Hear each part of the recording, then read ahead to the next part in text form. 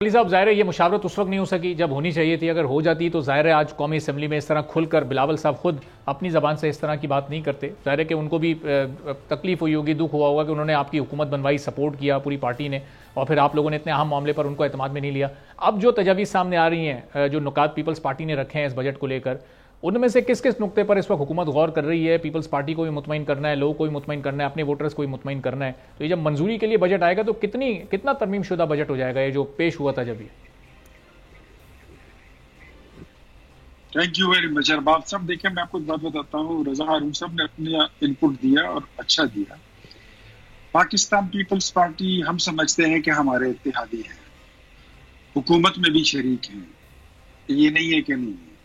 अगर वजीर आजम जो है तो वो पाकिस्तान पीपल्स पार्टी के वोटों से बना है या हुकूमत पीपल्स पार्टी के सपोर्ट से बनी है, तो इस वक्त अगर आप देख लें तो मतलब प्रेसिडेंट ऑफ पाकिस्तान का ओहदा वो भी इत्तेहाद की वजह से ही इनके पास है, चेयरमैन सेनेट का भी है, डिप्टी स्पीकर का भी है, पंजाब का गवर्नर भी है, खैबर पख्तूनख्वा के गवर्नर का ओहदा भी है, बिस्क की जिम्मेदारी भी इनको दे दी गई है। तो वो तो कोई बात नहीं है, हम इत्तेहादी भी हैं और शरीक भी हैं।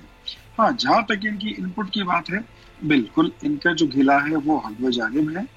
और हुकूमत बने हुए भी कोई इतना ज्यादा अरसा नहीं हुआ था, और इनको भी पता है कि बजट बनाने में कोई इतना वो मतलब हमें भी ज्यादा टाइम नहीं मिला था।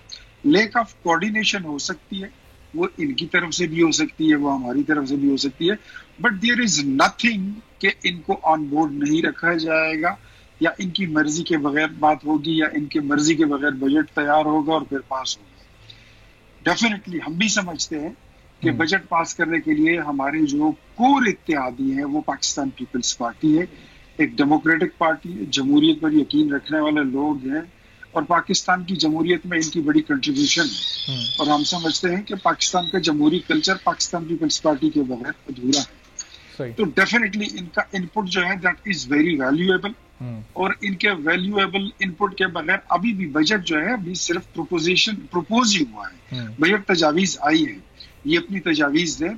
और हमारी पार्टी की तरफ से इनके लिए तो खुला ऑफर है, बिल्कुल ओपन हार्ट ओपन। इख्तियार साहब, इनको तो आप पूरा प्रोटोकॉल दे रहे हैं, इनकी बातों को आप सुन भी रहे हैं, बैठ भी रहे हैं, इनकी बात को आप वैल्यूएबल भी कह रहे हैं, लेकिन वो बिलावल साहब अपनी गुफ्तगू में भी कह रहे हैं कि ऑपोजिशन को भी अगर आप ऑन बोर्ड लेते, थोड़ा उनसे भी अगर मशवरा करते तो एक अच्छा तासुर जाता। तो वहां भी आपने इस वक्त एक मौका था आपके पास जो आपने गवा दिया, शायद वही मुज़ाकरात का नुक्ता आगाज हो सकता था। लेकिन आपकी जो अपोजिशन नहीं, आपकी बात दुरुस्त है, लेकिन आपकी जो हमारी बदकिस्मती से जो अपोजिशन है, अपोजिशन तो एक 1 पॉइंट एजेंडे पर आई है कि उन्होंने अपने कैदी को छोड़ाना है, चाहे असम्बली रहे ना रहे, चाहे मुल्क रहे ना रहे, चाहे बजट पास हो ना हो, वो पाकिस्तान खुदा न ख्वास्ता रहे ना रहे, उन्होंने तो सिर्फ यही काम करना है कि उन्होंने अपने बंदे को छोड़ाना है। उनका तो 1 पॉइंट एजेंडा है, उनके साथ क्या बात करनी है, उनके साथ तो कभी बात करने की तो वो यकीन नहीं रखते। हालांकि इनको तो हम समझाते हुए थक गए कि जब आप ये खुद बंद गली में पहुंचे हुए हैं और इनको बताते हैं कि जब आप बंद गली में पहुंचते हैं तो आपके पास एक ही रास्ता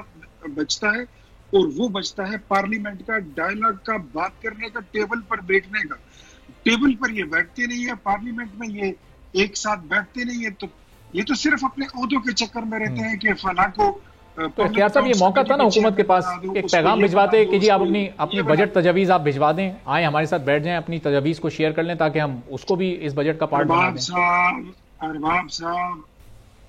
अरबाब साहब इतने पैगाम भिजवाए हैं, बराए पैगाम क्या भिजवाना, पैगाम रसानी किया, बाकायदा बिल्कुल वफूद गए इनके पास बैठ।